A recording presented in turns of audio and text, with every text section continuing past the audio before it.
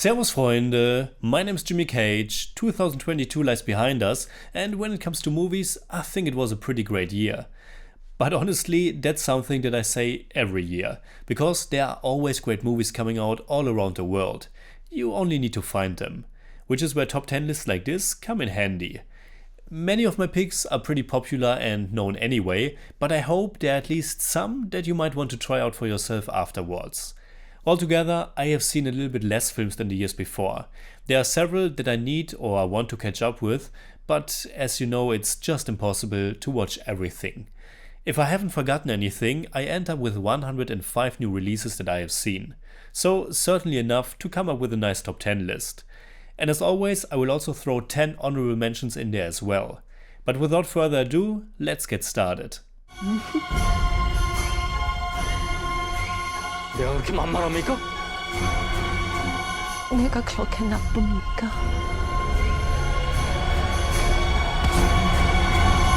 Number 10. Decision to Leave. If you ask me about my all-time favorite movies, 2003's Oldboy is always one that I have to mention.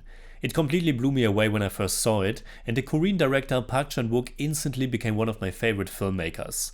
And fortunately, he's still putting out deeply fascinating and beautifully crafted films that make use of all those wonderful tools cinema has to offer. I loved his last film The Handmaiden, and his newest one, Decision to Leave, is yet again astounding. A dense and tragic neo-noir mystery romance with incredible performances and beautifully cinematic storytelling. And talking about intense and rather unusual relationships, my first honorable mention goes to Luca Guadagnino's Bones and All, which is both tender and incredibly brutal at the same time. And speaking about intense and brutal, my second honorable mention is the new German adaptation of Im Westen nichts Neues, All Quiet on the Western Front, directed by Edward Berger. A really impressive, nightmarish and bleak war or anti-war film.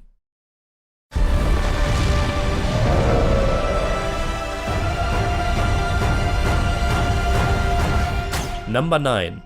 Avatar: The Way of Water. I had no idea that this would end up on my top 10, and even after my first time watching it, where I liked it a lot, I had no intention of putting it here. But then I watched it again, and while the movie has its shortcomings, I just find it endlessly impressive and captivating what James Cameron pulled off here. From a technical standpoint, this is next level blockbuster filmmaking, but I also just love how much Cameron this is. How personal this movie feels. It's not just a visually impressive but soulless CGI spectacle, but a film that clearly points to its creator. It's a bit like a Cameron best-of. And while I certainly love his older films more, I'm still very happy to see what he's up to nowadays, while at the same time revolutionizing what spectacle cinema can be. And my next honorable mention falls in that same category. Though this one is not so much about its director Joseph Kosinski and much more about its star and the old school but still tightly working storytelling and action set pieces. I'm talking about Tom Cruise and Top Gun Maverick. A movie so functional and safe and yet so satisfying and fun. And while we're talking about spectacle, my next honorable mention is a movie that's very much about the nature of spectacle, while also being just super fresh and unique. And that film is the sci-fi mystery horror Nope, written and directed by Jordan Peele, who is now a 3 for 3 for me. Do you know how dangerous this is? You'll get whipped up into a frenzy and panda all over. OMG! Number 8. Turning Red. There isn't a year going by without at least one animated movie by Disney or Pixar ending up on my top 10. And this time it's Domishi's period coming-of-age adventure comedy Turning Red. The gorgeous animation aside, this movie does such a wonderful job in capturing the normal and at the same time wild life of a young girl. It feels so fresh, so genuine, and it also has such a positive and cheerful vibe. And I love the whole metaphor of turning into a wild animal. And fittingly, my next two honorable mentions are also animated movies. The first being one of the most underrated movies of the year, which is the latest Disney one, Strange World. I can see that people find the overall story and concept a bit generic and maybe even bland, but for me there lies a lot of strength and charm in that classic adventure concept. And having seen it on a big screen, I was just in awe of the beautiful color direction, and I was really touched by the film's message and also its super casual and heartfelt treatment of its gay protagonist. And the other animated movie that I want to mention is yet another period coming-of-age story. One where I could have spent countless time in its nostalgia. It's Richard Linklater's Apollo 10½, A Space-Age Childhood.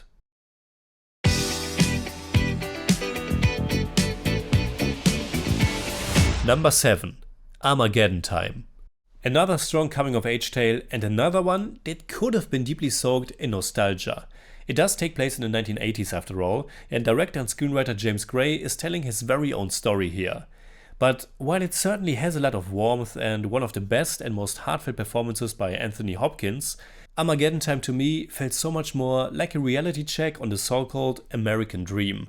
It's bittersweet and melancholic, but also ruthless and accusatory, and more than once I thought, yeah, so much for your fucked up, stupid, make America great again shit. While Armageddon Time feels so unbelievably timely and relevant, my next honorable mention feels kind of prophetic, or like the exact right movie for this exact moment. And that is Rian Johnson's Glass Onion, a Knives Out mystery. A crime mystery satire that is just so much fun and that goes right along with this year's little trend of broad and very direct satires about the rich. If you're looking for an interesting but maybe also exhausting triple feature, try watching this one together with Triangle of Sadness and The Menu. My next honorable mention might also be considered somewhat of a coming-of-age story, only that we are talking about a woman in her 60s, who is finally having her sexual awakening. That woman is wonderfully played by Emma Thompson, and the movie is Sophie Hyde's Good Luck to You, Leo Grant. A super charming and positive, sex-positive comedy drama. બધો ખેલ વાર્તાનો ખેલ ભવિષ્યના બધા માલિકો વાર્તાકારો છે. Number 6. Last Film Show. This movie has one of this year's most striking and fascinating sequences. It shows the last journey of a dismantled film projector and its film stock. It's a long sequence that works without any dialogue. A sequence that is both apocalyptic and sad, as it is colorful and existential. Almost like a circle of life, a process of reincarnation. It's simply beautiful, and part of Parnaline's beautiful and passionate love letter to cinema and also light and life itself. If you have a passion for cinema, and I guess you do, you need to watch the Gujarati language coming-of-age drama Last Film Show. Apart from the already mentioned sequence, it has also one of the most touching and unique endings of any film last year. My second to last honorable mention is also a very unique and super powerful one.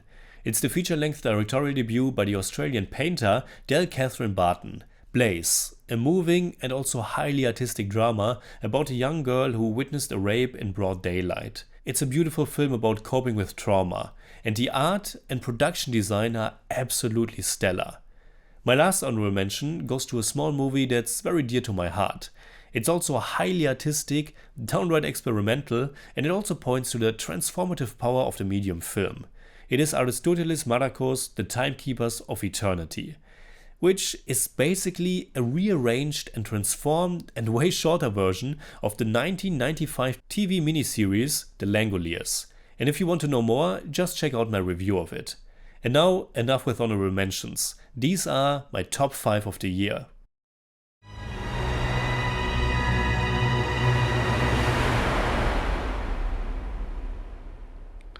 People are amazing. Number 5. The Whale. Probably the most divisive film on my list. This one seems to be either a total hit or a total miss for most people. And strangely enough, the things people love about the film are the same others claim the film is completely missing, namely empathy and humanity. I have read that Darren Aronofsky's melodrama The Whale is a vile film that makes a spectacle out of his overweight protagonist. And I still remember going into it, I was afraid of exactly the same thing. But very quickly I found it to be nothing but sympathetic and absolutely heartbreaking. In a good way. I thought it absolutely is making a case for honesty and kindness. It actually completely broke me, and I think it's the movie that made me cry the most. And Brendan Fraser is absolutely fantastic in the lead. What a comeback. Can't be waiting around for any more of this madness. Let's just call it quits. We won't call it quits. We'll call it the start. Number 4. The Banshees of Inisherin. Another film some claim to be overtly mean and maybe even unbearably bleak is Martin McDonagh's new comedy drama The Banshees of Inisherin, in which he tells the story of an abrupt end to a lifelong friendship between two men. McDonagh, who I have always been a big fan of, reunites the stars of his feature debut in Bruges. And both Brendan Gleeson, but especially Colin Farrell, are wonderful here. For me, there's no other director like McDonagh who is doing such an incredible job of being really funny and absolutely devastating and tragic at the same time. And again, my favorite scene of the movie is all about kindness. It's when a drunken Colin Farrell is confronting his old friend and lectures him about the simple notion of just being kind to one another. But now, from the kind of anti-friendship film to this year's most wonderful bromance.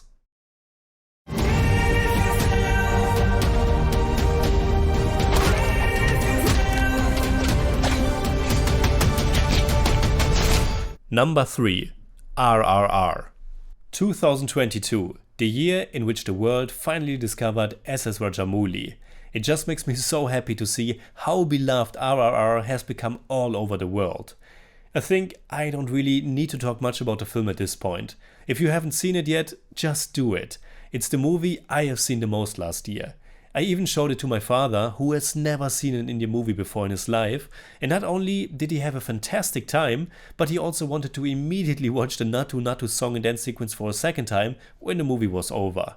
A movie like RRR is a testament to the power of cinema, specifically blockbuster spectacle cinema. A film so alive and energetic and contagious, just watch it, and watch it loud. Every rejection, every disappointment has led you here.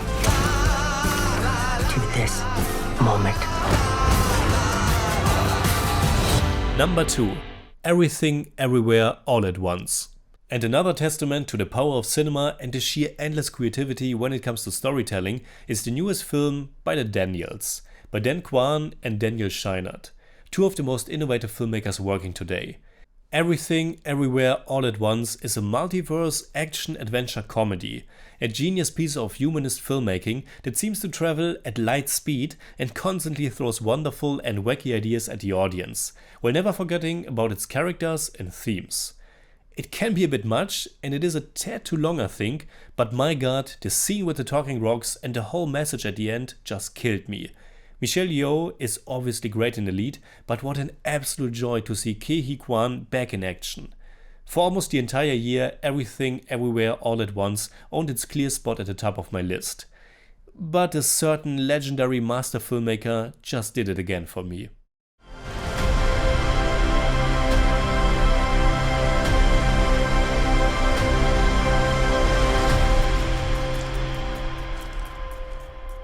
What was your favorite part? Number 1. The Fabermans. I'm really surprised myself, but for a second year in a row, my top spot goes to Steven Spielberg. Last year it was West Side Story, and this time it's The Fabermans. Unfortunately, both kind of flopped at the box office, but box office has never been saying much about the quality of a film. The Fabermans tells Spielberg's very own, very personal story. It's a film about falling in love with cinema, but it's much more than that. It's a profound coming-of-age tale and examination of what it means to be alive, to love and to suffer. It's about that shattering moment when you realize your parents are also just flawed human beings. It's about belonging to a family and not belonging, about pain and coping. It's made up by all these small building blocks, letting us be part of a small and yet incredibly forming time of this man's life. It's equally fun as it is heartbreaking. It's somehow very casual and very deep at the same time. It's a movie I could easily cry along to in several sequences, and I can't even describe why it's making me so sad. But maybe it's also just so beautiful. And at the end, it also features one of the best and funniest special appearances that I can think of. I guess the Fabermans won't be for everybody, but it was certainly for me. And that's why it's my favorite film of the year. So these are my top 10 favorite movies of 2022. Like always, comment below and let me know what you think about my list. And also let me know what are your favorites. You can hit me up on Twitter, Instagram and Letterboxd, and also on Patreon, simply at TheJimmyCage. And if you enjoyed this episode, please give me a thumbs up, share, subscribe, whatever you like. And make sure you hit that bell for all I have to tell.